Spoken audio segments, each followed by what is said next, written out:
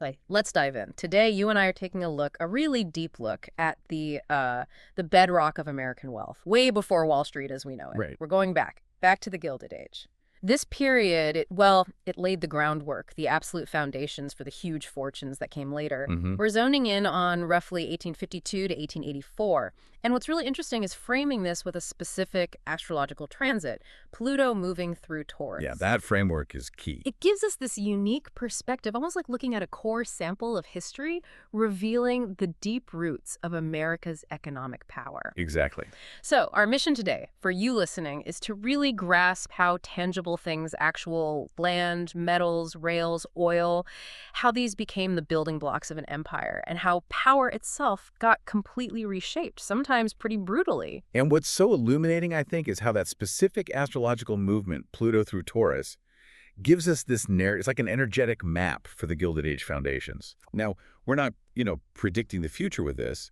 It's more like using a lens, a specific framework, to see historical patterns. Yeah. And it really emphasizes transformation at this incredibly fundamental level, Right. the ground level. Right, the literal ground. Exactly. And just to give us an anchor, we often look at the Sibley chart for the U.S. Think of it as America's birth chart, its core energetic blueprint. Gotcha. In that chart, America's natal Pluto, which points to its inherent power dynamics, deep transformations, maybe even karmic lessons, that sits in Capricorn. Another earth sign, all about structure, ambition. Okay, Capricorn. And it's in the second house of the chart. That house, universally, it signifies the nation's core values, its self-worth, and critically, its material wealth, its resources. So money and stuff. Pretty much. So when you have Pluto, this intense transformer, moving through another earth sign, Taurus, during the Gilded Age, well, it powerfully resonates with that core American identity. It highlights this massive rebuilding, focused squarely on tangible assets, on resource extraction. That really sets the scene. So for listeners maybe newer to this framework, let's break it down. What do Tauruses and Pluto mean here in this context?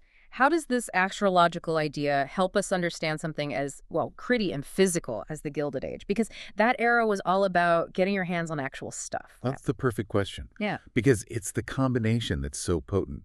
So Taurus, in this system, represents matter. Physical, earth, land, what you pull out of it. It's about slow, steady consolidation of value. Tangible things. Physical stuff. Okay, solid, earthy. Exactly. Yeah. Then you bring in Pluto. Pluto is about purge and rebuild. Power structures getting torn down and remade. It's deep, transformative, sometimes explosive. It digs up what's hidden, gets rid of the old, and reshapes everything. Purge and rebuild. Okay. So put them together. Pluto in Taurus describes a time when power structures were being totally overhauled, dismantled, rebuilt, specifically around tangible assets. Right. Around controlling the physical resources and how they were extracted. Right. And connecting that to the big picture, it really drives home that core idea from the sources. Who owns the ground and everything pulled from it owns the future. Wow. Yeah, that phrase nails it. That wasn't just some abstract idea back then. It was the rule book being carved, literally and figuratively right into the nation's foundation during those years. Who owns the ground owns the future. That really captures it. And this is where it gets incredibly interesting, watching these astrological energies just show up right in the middle of America's booming industry. The Gilded Age wasn't just about numbers on a page. It was physical. Resources, massive infrastructure projects, literally changing the landscape, raw power, raw materials, just raw ambition. Absolutely. So let's look at specifics. Like 1859, Edwin Drake hits oil in Titusville, Pennsylvania, just drills a well. A pivotal moment. And it wasn't just some local discovery. That single event basically kicked off the whole petroleum age. Suddenly, oil wasn't just for lamps, it was fuel for engines, machines.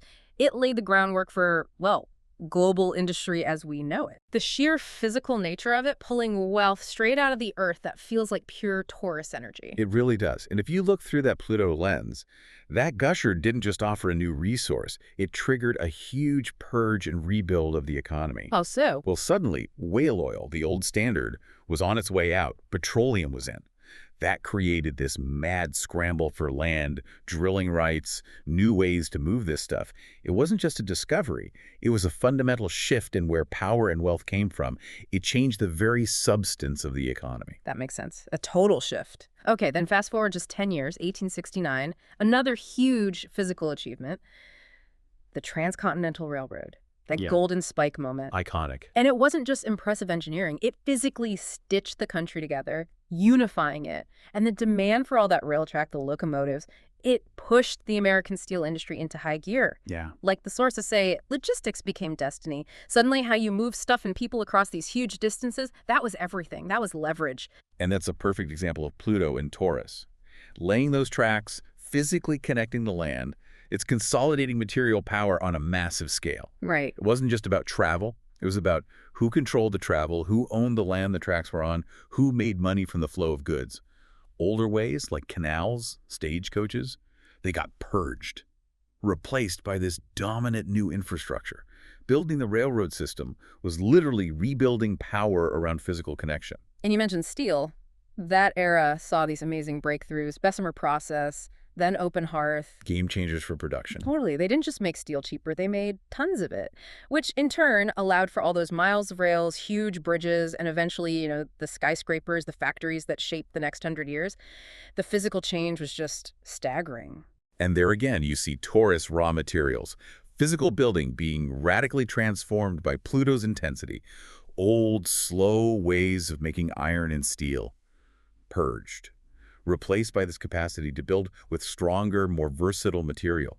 It allowed for infrastructure on a scale nobody could have imagined before, literally forging the skeleton of modern America. But okay, all this explosive growth, it wasn't smooth sailing, was it? All the speculation, building railroads maybe faster than needed, it led somewhere. It led to the Panic of 1873. Right, and that wasn't just a little dip, it was a major financial crisis. It basically slammed the brakes on this long economic boom that had been going since the 1840s. Yeah, a real shock to the system. It was like a perfect storm, wasn't it? Railroads built on shaky investments, the government tightening money, and then just failures cascading, banks collapsing, massive unemployment. And that really highlights the purge side of Pluto in Taurus, doesn't it? That panic wasn't just an economic blip. It was this harsh, painful restructuring that often happens when power shifts so dramatically around physical resources. A reality check. Definitely. The overbuilding, the speculation in land and rails, it hit a limit.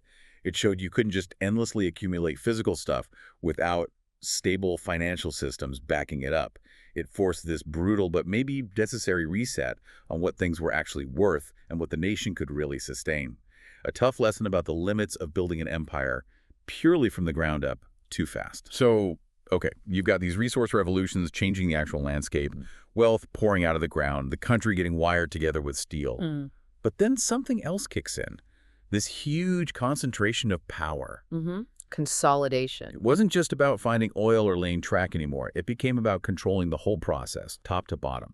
And that's where we see the rise of the Gilded Age barons, right? The industrial titans. Precisely. And the classic example has to be Standard Oil, started in 1870 by Rockefeller and his buddies. Yeah.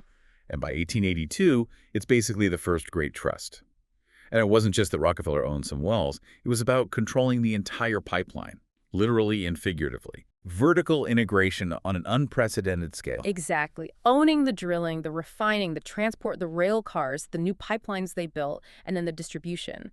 Getting it to market, it created these private empires with just staggering amounts of power and actual physical wealth. And if you tie that back to Pluto in Taurus, that's the ultimate consolidation of material power.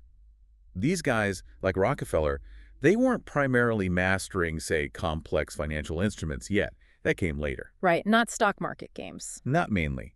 Their power, their genius maybe, was in mastering the physical infrastructure, the pipelines, the rails, the refineries. You have to grasp that this was about dominating the actual stuff, the physical assets, and every single step it took to get from the ground to the customer. Okay. This period literally carved America's how we make money story right into the bedrock.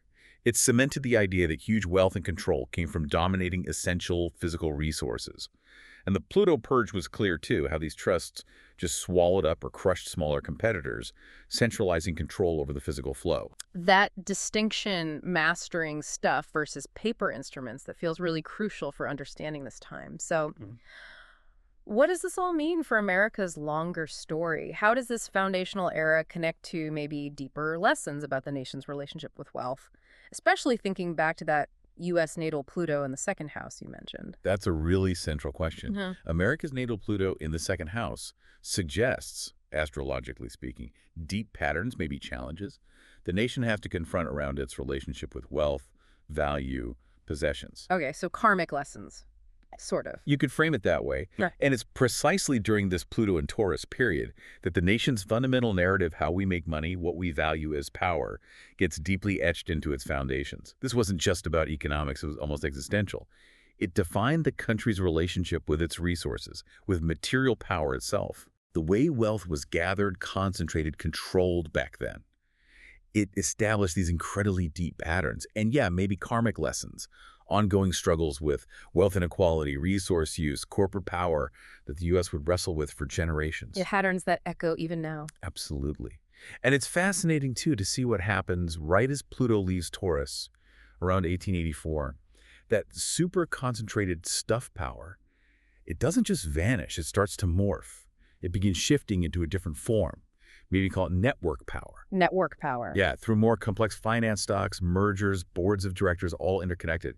It really sets the table for the next big phase, moving from purely dominating physical things to the more networked financial control of industry. So, wrapping this up for everyone listening, what's the big takeaway here? We've seen how looking through this Pluto in Taurus lens really exposes the very bones of an empire. An empire built from iron, oil, rail, consolidated by powerful figures who totally got the leverage that came from controlling tangible assets. This era wasn't just a footnote. It was the essential prequel to everything that followed right up to today. Absolutely. It laid the groundwork. It shows that even now, in our digital age, the power tied to real physical resources and who controls them is still incredibly potent. And maybe a final thought to chew on. This deep dive into how America built its wealth, literally from the ground up, raw resources, sheer material power, it makes you think, doesn't it? Mm-hmm. Consider how those principles of ownership, control, consolidation over basic resources locked in so tightly back then still shape our economy, even global politics today. Think about fights over minerals, farmland, water. Still relevant. Very. How much has really changed in that fundamental fight to control what we value most, even if the specific stuff looks different now? That blueprint from Pluto and Taurus, it still has resonance. Indeed. We've definitely extracted the bones of an empire today, uncovered some powerful forces shaping its material destiny.